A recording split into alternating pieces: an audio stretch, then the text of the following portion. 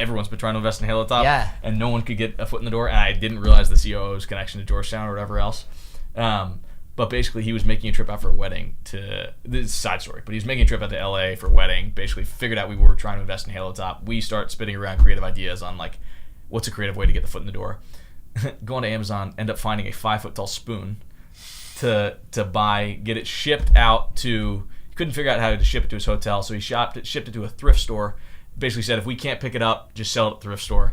Picks up the thrift store, ends up getting it branded with Lead Edge, tries to find this office, can't find it anywhere. And look at what it is! Whoa, it's a real ice cream truck!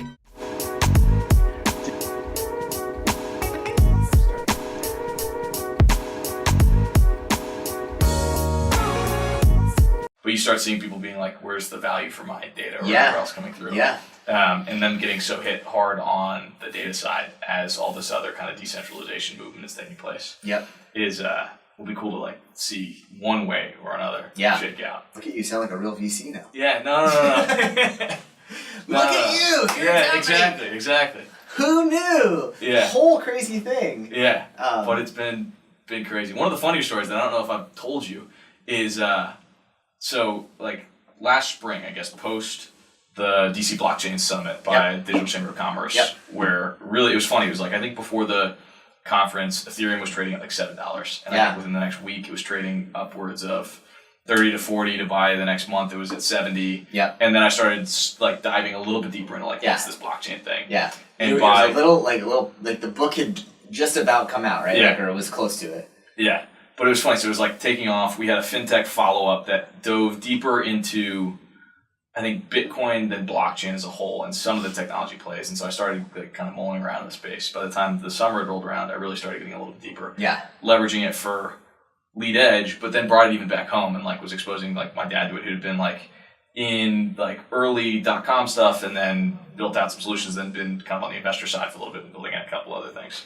But funny enough, leading up to that now, he's now deep in the blockchain space. So it's just funny to, like, figure out how do you tap on a new edition versus how fundamentally do you need to restructure some of the old content.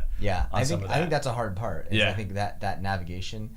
But I also think that, like, I think the other part of it that I would say is I think perhaps more important than the actual content again. I mean, I think you'll have the content, it'll be what it'll be.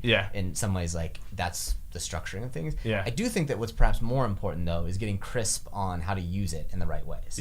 Right? And so I think one of the things that we're planning to do for the launch is, like, you know, we'll launch it on the 11th, and that's a Monday. But the idea is to have, like, a 4 to 6 hour, like, working session when everyone's using that time for launch activities. Like sending emails, like reaching out to podcast guests, like doing all those sorts of things. Because I think you also have this unique opportunity if you just put in that time and then let some of the things benefit from it. And I think that's what I would think about for you, right? Is that I think the book is going to be better, you know, just because you're smarter.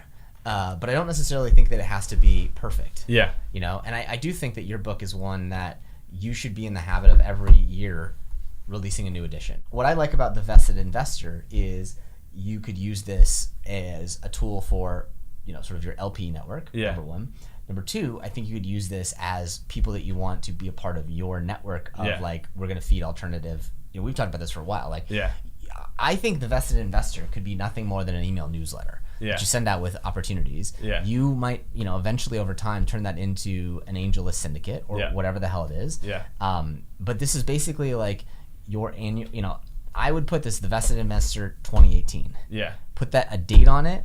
Put a year on it. And basically give your take on these things. And I think, like, it's like the take on all these alternative opportunities. Alternatives. Speak clearly out there. Exactly. But, like, I think, you know, I think that, like, you know, you should talk about peer-to-peer. You should talk about equity crowdfunding, sharing economy, like these sorts of things. And I would say, like, you know, I don't think there's anything wrong with it, and I think you should just provide an update. I know it's okay, don't worry. You should just provide an update on, you know, what you learned, what happened in the last year. And so what I would be honest in here and sort of, like, basically write what I would call it, if I were to change the thing, I would start out with, instead of your introduction, I would say 2018 letter to vested investors. Right? Start out with that. And then what I would do in it, I would basically say, in 2017, we released the first edition of our annual review of alternative assets. Vested. And boy, were we wrong. right? Like we missed one of the biggest trends of 2017 and 2018, cryptocurrency assets. But we weren't wrong on some of the other things about blah, blah, blah. And so in this edition, you'll see a whole new section where we cover some of the basics of investing in crypto assets. You'll also hear our take on some of the new, like I think you should talk about the Draper thing, where we'll talk about some of the new ways we see equity crowdfunding evolving. You'll see some of the new things. We also have seen some shakeups in the peer-to-peer lending stuff. So I think that like you make this almost like a letter to vested investors and keep updating every year. This book was originally written for people who have some distrust of the stock market, traditional things, and so we looked at these sorts of things. So this includes all the stuff, but that's how I would start the whole thing. Okay. This is your chance to talk to people who are not necessarily like, I would remove the millennials part of this because it's not just millennials, but I think it's people who are looking at alternative assets. Whatever that means, or however you want to define it. And talk to them directly. And again, I would admit in your letter, like, the 2017 edition, we goofed. We missed it. We missed a whole big thing. And so that's why, one of the reasons why I realized like this is going to be an annual affair. Every year I'm going to put this out. And I think that like you getting in the habit of this thing will open that up. And I think that the other part that I think is powerful for you is when you go around and start to shop this, I think you can wind up talking to these people and saying like, hey, listen, like